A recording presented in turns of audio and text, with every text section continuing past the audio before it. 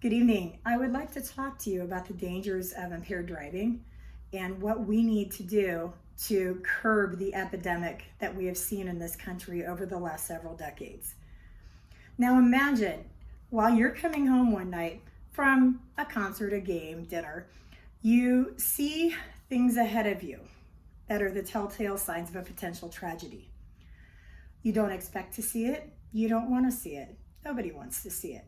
But you can't miss the flashing lights. You can't miss the fire, police, EMS crews that are working a scene, working on a person who's injured. The police pulling a person aside to have a field sobriety test, and that if they fail, they'll be arrested and put into the back of a police car and taken to jail. You also see the wreckage of the cars in the road, potentially the wreckage of somebody's life. You may see somebody on the ground who's covered with a sheet who didn't make it. That person won't be going to their family that night because of somebody making an unwise decision.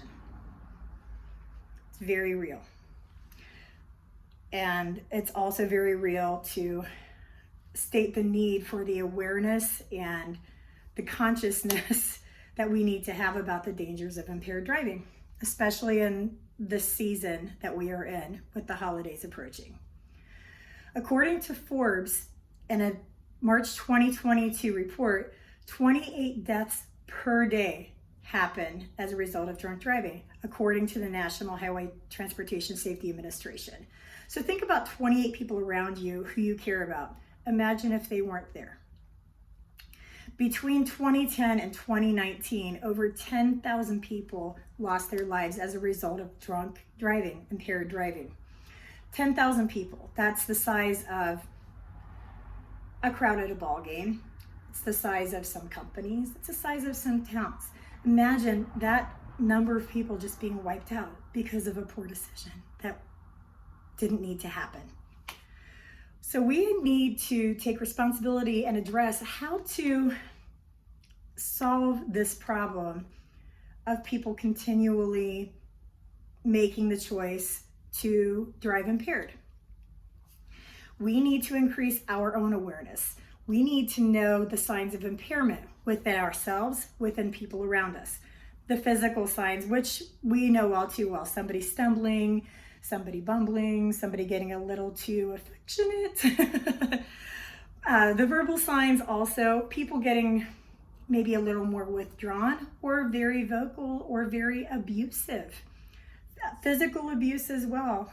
So the behavioral aspects of somebody getting into a fight or somebody withdrawing and not talking to people. Those can also be signs that maybe somebody has gone a little too far that night and they need some help. We also need to look at how we're penalizing people who do get caught. Many places have a zero tolerance policy. You will get pulled over if they, as in the authorities, happen to see a sign of you being impaired. You may be subjected to a field sobriety test. In the state of Arizona, you may have your license suspended for a full year for the refusal of a field sobriety test, and that is according to the Arizona Department of Public Safety in a current report on their website. Now, you can also have other penalties if you do happen to be found to be impaired. You can have jail time. You can have suspension of your license, and more than likely you will have jail time, fine, and suspension of license. That can affect you greatly in a lot of areas of your life, your job, your family, your personal reputation.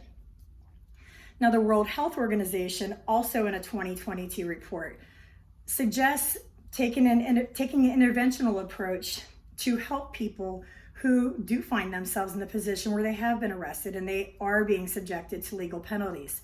So requiring treatment for repeat offenders, to stress to them the importance of being well mentally and also physically, which will help them to make wiser decisions and can have a ripple effect on the rest of their lives.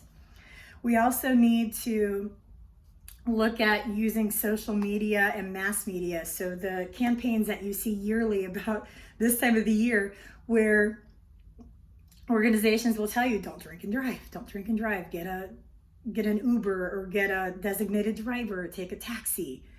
That's really, really important for us to listen to those messages. It's very, very crucial that we make the choice to not get behind the wheel if we're not capable of doing so.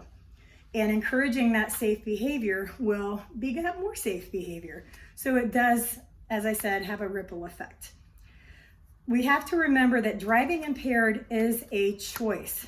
And we think we might be saving money by not calling a cab, not getting an Uber, not having to pay to get somebody to take us, pay a friend for gas money to take us home.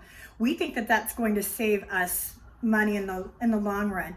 What it does instead is it can have a different cost that is a lot higher in terms of hurting yourself, damaging your car, damaging your reputation, taking the life of another person. And it's really not worth the risk. It's our responsibility not only to be aware of our own behaviors, but to also look out for those of others.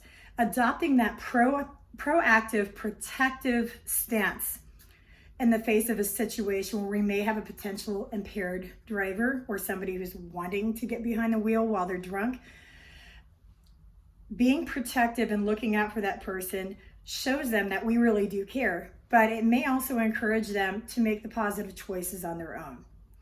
One smart decision and one supportive person can absolutely save a lifetime of heartbreak.